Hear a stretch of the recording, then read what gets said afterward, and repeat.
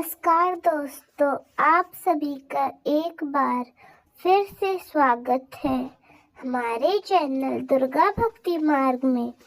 आज मैं आप सभी को बताऊंगी क्यों धन्ना सेठ जी ने खूब मन लगाकर संतों की सेवा की।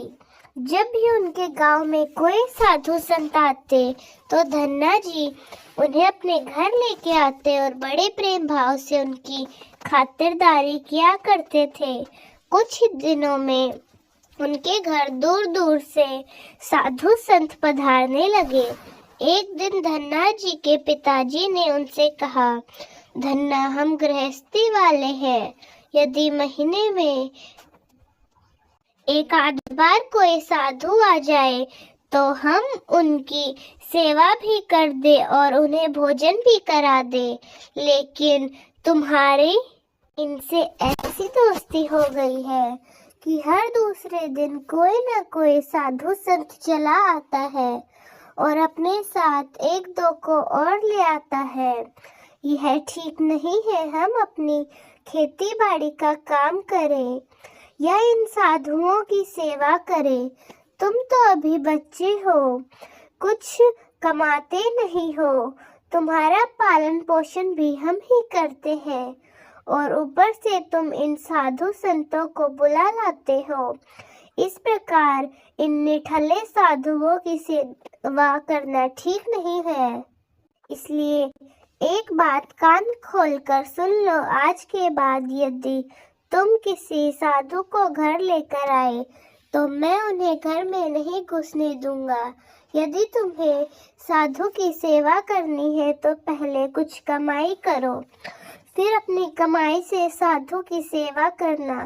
पिताजी की बात सुनकर धन्ना जी निराश होकर चुपचाप खड़े रहे और उनके कहे अनुसार खेत में जाकर गेहूं बोने लगे।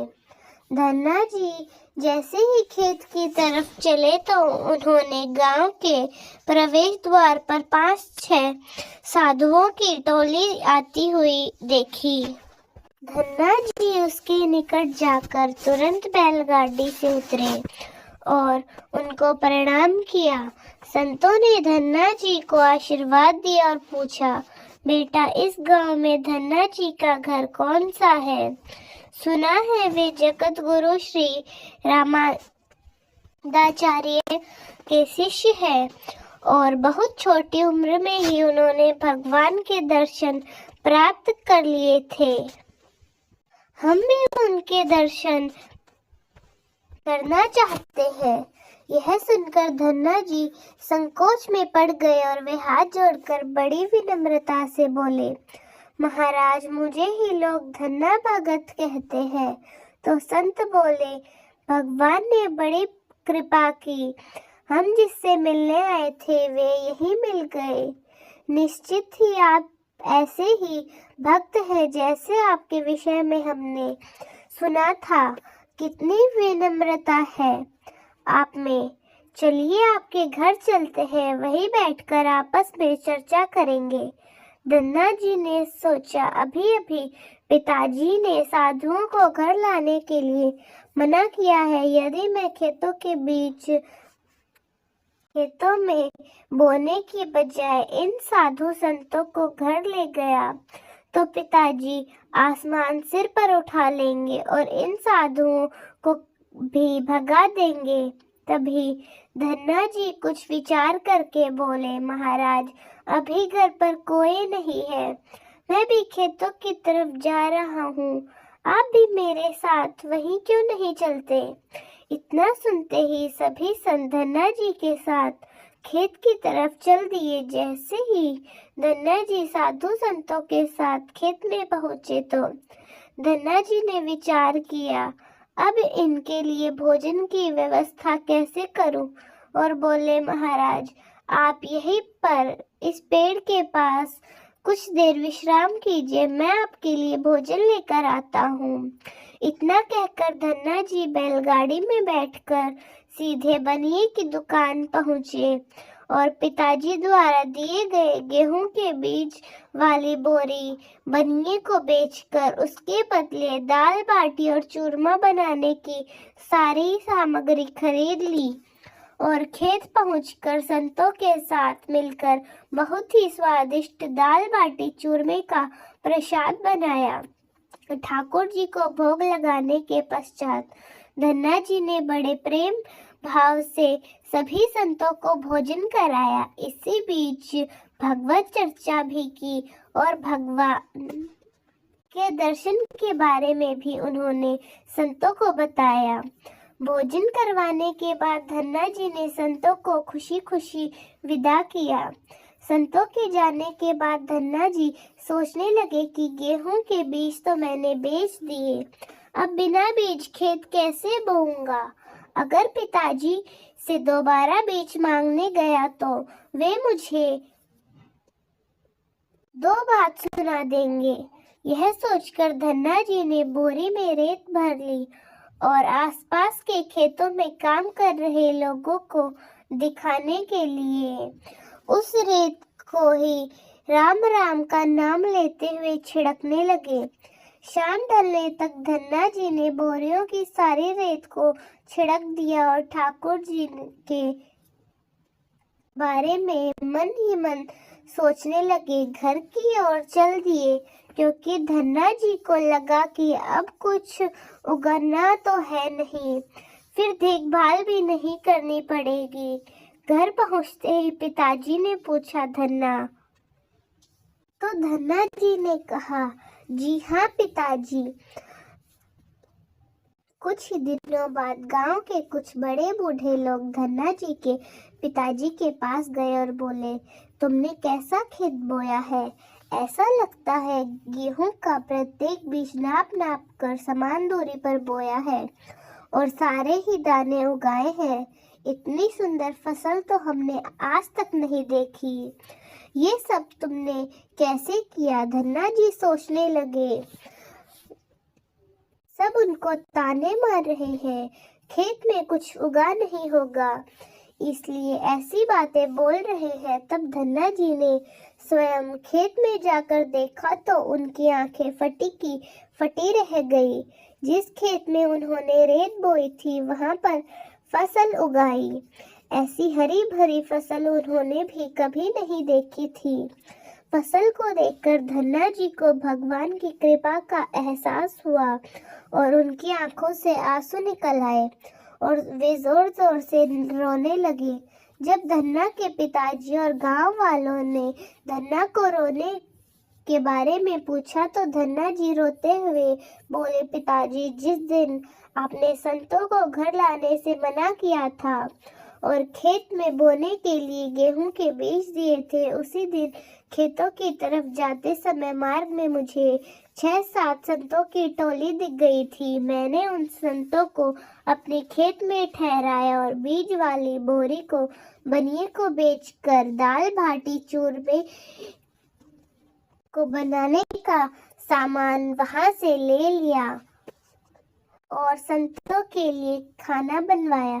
संतों को भोजन करवा दिया और आपके डर से मैंने खेत में बीज की जगह रेत बो दी। रेत बोने के बाद यह फसल कैसे उगाई मुझे मालूम नहीं। धन्ना जी की बात सुनकर उनके पिताजी के भी आंसू निकल आए और बोले, मेरा धन्ना बहुत भाग्यशाली है। मेरा धन्य भाग है जो मेरे घर ऐसे पुत्र ने जन्म लिया। आज के बाद मैं तुम्हें कभी मना नहीं करूंगा। खूब साधु बुलाओ, खूब संत सेवा करो। आज से मैं भी भगवान की भक्ति करूंगा और तुम्हारे साथ संतों की सेवा भी करूंगा।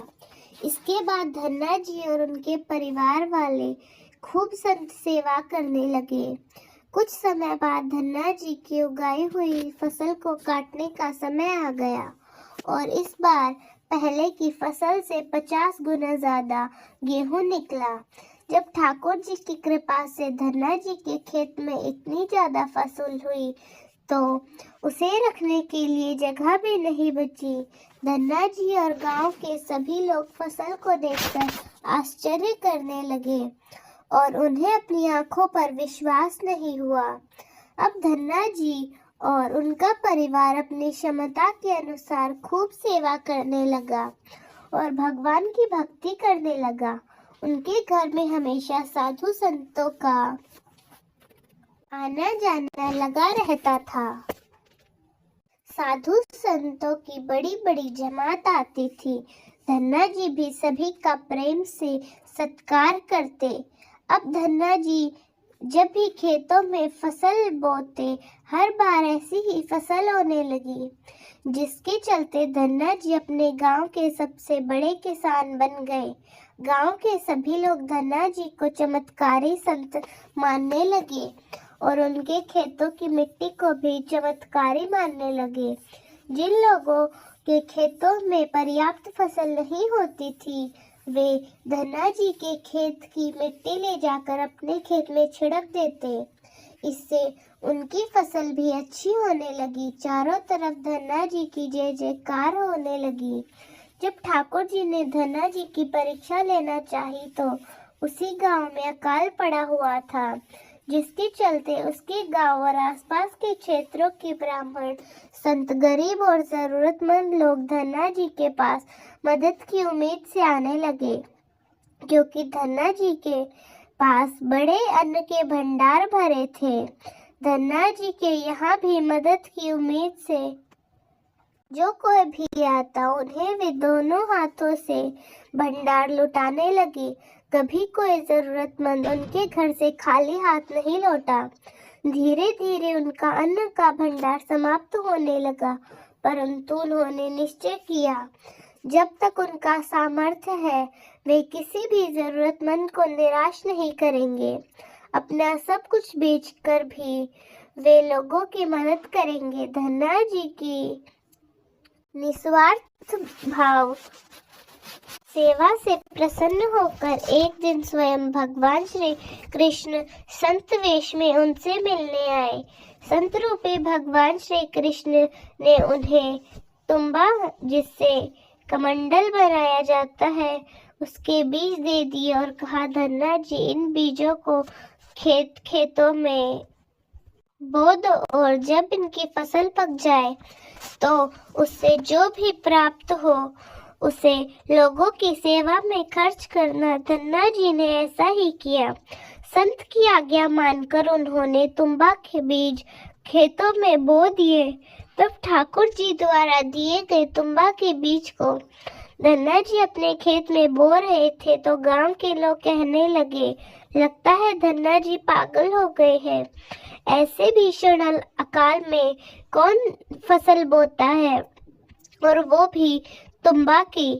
इस कड़वे तुम्बा को तो पशु भी नहीं खाते, यह तो केवल कवंडन बनाने के काम आती है। यदि फसल उग भी गई तो उसका क्या फायदा। परंतु धन्ना जी ने संत के कहे अनुसार अपने खेत में तुम्बा के बीज बो दिए। कुछ ही दिन बाद तुम्बा की फसल उगाई और धन्ना जी का खेत तुम्बे की फसल से हरा भरा हो गया। तभी गांव के सभी लोग आश्चर्य करने लगे कि ऐसे भीषण अकाल में जहां लोगों को पीने के लिए पानी नहीं है, ऐसे हालत में बिना पानी के फसल कैसे उग सकती है। और धन्ना जी पहले की तरह जरूरतमंदों की सेवा करने लगे। धन्ना जी ने अपना सारा धन भंडार सेवा में लुटा दिया और घर में जिस भी फसल के बीज रखे, उन सभी को भी उन्होंने संतों के भोजन के लिए दान दिए। अब उनके पास अपने परिवार के गुजारे लायक भी अन्न नहीं बचा। जब धन्ना जी के खेत में लगी फसल पूरी तरह से पक गई तो खेत में तुम्बे के बड़े बड़े फल दिखाई दे रहे थे, जिसे देखकर गांव वाले सदमे में थे।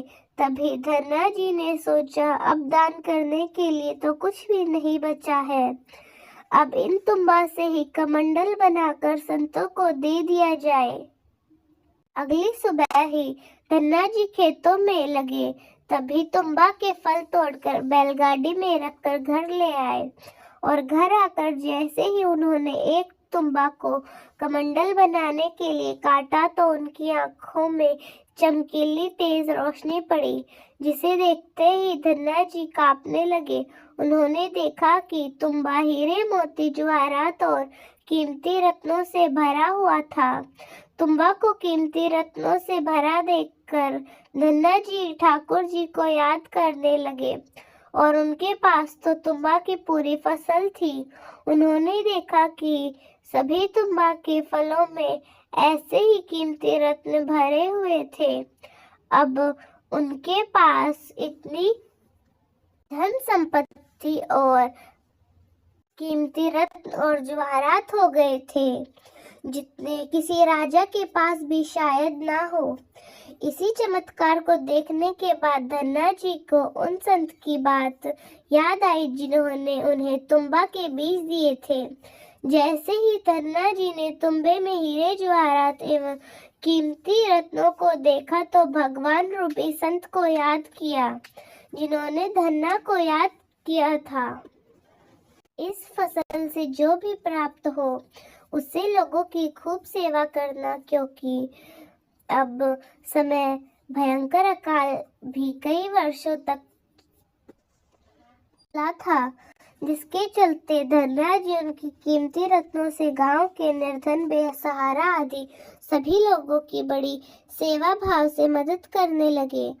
उन्होंने अपने विश्वास और निस्वार्थ भाव से गांव के सभी लोगों को भोजन कराने के लिए भंडारे करवाने शुरू कर दिए, जिससे चारों तरफ सैकड़ों गांवों के लाखों लोग कई वर्षों तक धन्ना जी के भंडारों में तीनों समय भरपेट भोजन करने लगे। धन्ना जी ने अपने जीवन काल में उस धन से कई मंदिर, बावड़ियां, तालाब और धर्मशालाएं बनवाई। हर तरह से साधु संतों और लोगों की मदद की, जिसके कारण लोग धन्ना जी को धन्ना सेठ कहकर बुलाने लगे। धन्ना जी जैसा धनी आज तक कोई नहीं हुआ। वे धन और मन दोनों के धनी थे। आज भी उनके ही नाम से अत्यंत धनी लोगों को धन्ना सेठ के नाम से बुलाया जाता है। तो दोस्तों, कैसी लगी आप